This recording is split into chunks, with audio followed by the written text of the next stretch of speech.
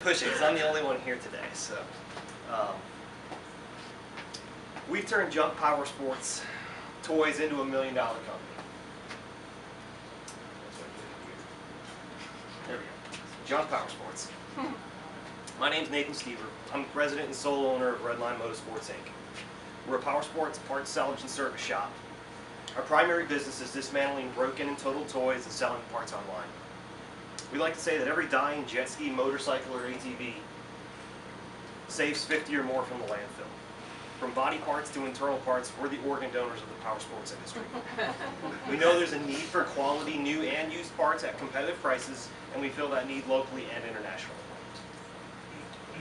In 2013, there were approximately 12 million registered watercraft in the U.S. alone, over 8.4 million registered motorcycles, and 400,000 dirt bikes and ATVs sold in that year alone.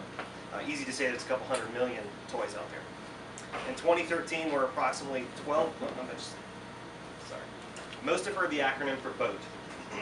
Break out another 1,000. I coined the phrase, if you want to play, you gotta pay. It's time, it's money, likely both.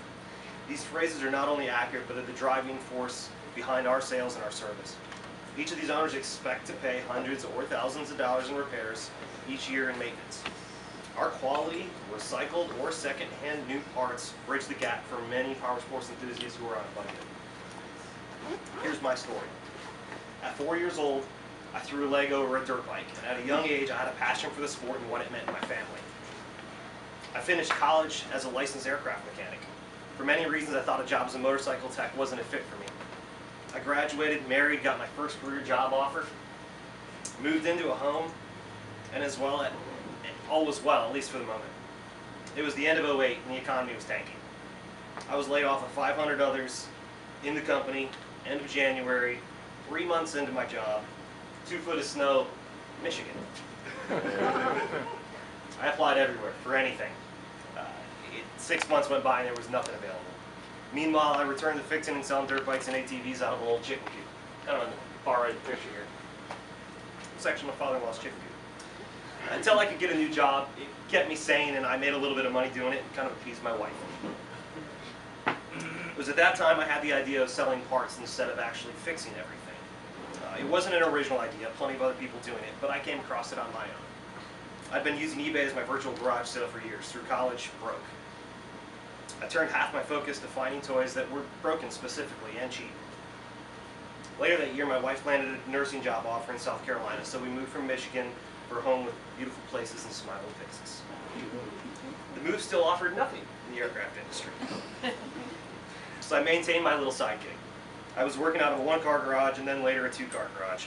It was profitable, though I had no intention of starting a business. In July of 2010, we bought our first home, and it took just weeks for our neighbors to see the broken items spilling into my driveway. That is my driveway. At the same time, the government was forcing eBay and PayPal to send 1099s to anybody who was selling more than 200 items for $20,000 gross. My moment of decision had arrived. In December, I secured a place where I could rent 850 square feet for $500. We opened on February 1st, 2011. And I spent a total of $1,000 in startup costs. I invited a childhood friend of mine to join, and our journey had begun. Early on, we pushed hard to buy anything we could profit from. We drove hours for a good deal, and most of it we tore apart and sold in pieces. We started with about 200 parts in our first month, and everything fit on a shelf in the corner of that little building. Crazy enough, though, we were profitable. Month 2, we made $4,000 net. In 10 months of work in 2011, we sold over 3,300 parts for a net profit of more than $50,000. Truth be told, we paid ourselves $10 an hour, and the business thrived because we gave every penny to it. In the second year, we added a few team members to help in the process. We rented an extra 1,500 square feet on the property, and at the peak, there were about 6 of us goofing around. We doubled in our gross sales and sold twice as many parts. In the third year, 2013, we were housing about 4,500 parts, sold over 8,500 parts, and were in need of space. In September, we moved within the property again into a 7,000 square foot building. To supplement our buying strictly from individuals, we began buying inventory from closing shops via live auction or complete cash buyouts. This is actually one of them. Wow, too much parts. We really gained momentum at that point. In year 4 and 5, we range from 8 to 11 team members. We've added a full service department that works 2 to 3 techs year round. We've bought out more than 10 other closing or failing shops. We own over 160 watercraft, have bought and sold or tore apart more than 1,000 toys, and serviced 450 plus to date. We've sold more than 37,000 parts online and are housing 19,000 parts in about 8,000 square foot of space.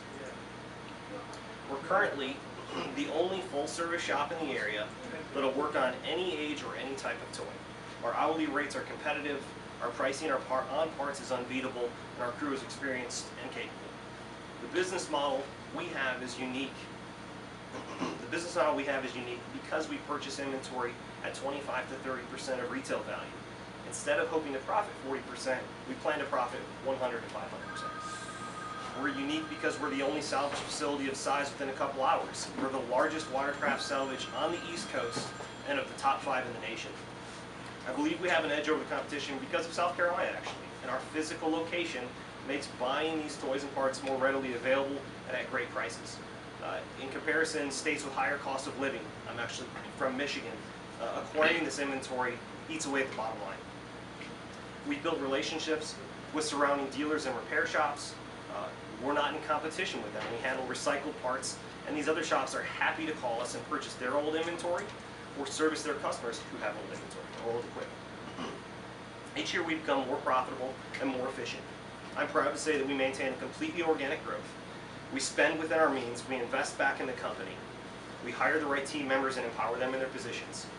And since our birth, we've operated only on the funds we've produced and haven't borrowed a penny. Our plans for the future in the next 5 years include further expansion through more buyouts, a larger service department, purchasing the property we're on, producing products for our industry, a standalone website for our products, and an increased social media presence. How can you help us? Of course, we're happy and willing to sell you parts or work on your stuff. I always appreciate when someone refers us for buying their broken, damaged toys. We know that word of mouth has been our greatest asset. Also, I do want to use the financial successes that we have to look into future ventures. I want to network and learn from other business owners and entrepreneurs, and I'd love to help others with my experiences. Please help with our growth if you have any questions, thoughts, or concerns. Thank you.